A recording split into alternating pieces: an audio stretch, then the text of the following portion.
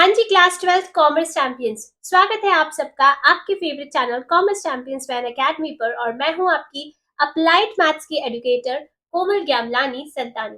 तो बच्चों, इस वीडियो में हम डिस्कस करने वाले हैं उन टॉपिक्स के नाम जो आपको इस सेशन यानी 2025-26 में अप्लाइड मैथमेटिक्स में नहीं पढ़ने हैं।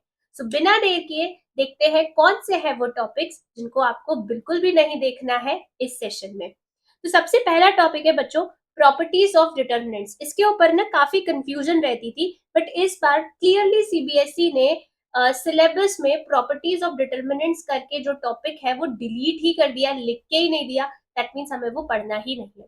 उसके बाद अगर मैं बात करूं कैलकुलस पोर्शन की, तो कैलकुलस पोर्शन में लॉगरिथमिक डिफरेंशिएशन आपको नहीं पढ़ना है। ये वो टॉपिक है जो कोर मैथ्स के बच्चों के साथ जब आपको साथ में बिठाया जाता था तो पढ़ा दिया जाता था, बट आपको अब लोगैरिथमिक डिफरेंशिएशन नहीं पढ़ना है।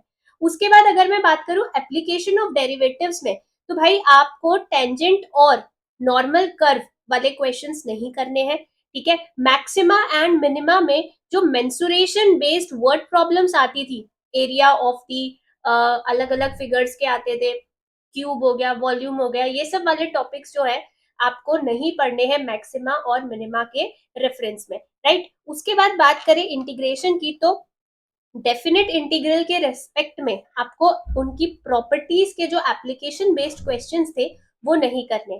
फिर सबसे डरावना टॉपिक जिसको लेके बच्चे बहुत ज्यादा डर जाते थे वो था ग्रोथ एंड डिके मॉडल, जो आपको इस बार नहीं पढ़ना है, राइट। उसके बाद मैं बात करूं इन्फरेंशियल स्टैटिस्टिक्स की, जो बहुत ही छुटकू सा टॉपिक है आपके सिलेबस का।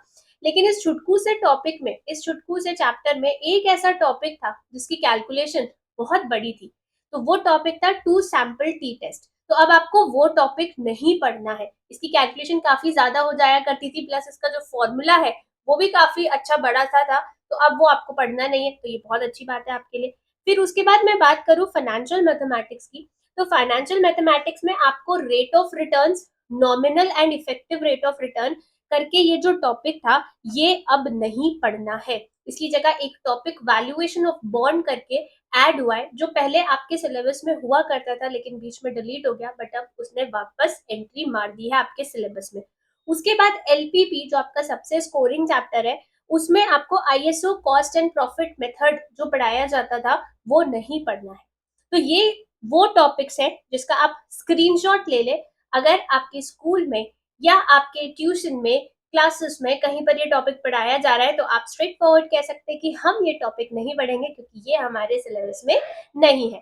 ऑलराइट गाइस, तो मिलते हैं एक और अमेजिंग वीडियो में। अगर आपने हमारे चैनल को सब्सक्राइब नहीं किया है तो सब्सक्राइब कर दीजिए, क्योंकि आपके एग्जाम्स तक, बोर्ड एग्जाम्स तक हम लेके आने वाले हैं कॉमर्स के स्टूडेंट्स के लिए बहुत ही अमेजिंग कंटेंट। सो मिलते हैं एक और अमेजिंग वीडियो में। Till then guys, take care of yourself. Thank you so much.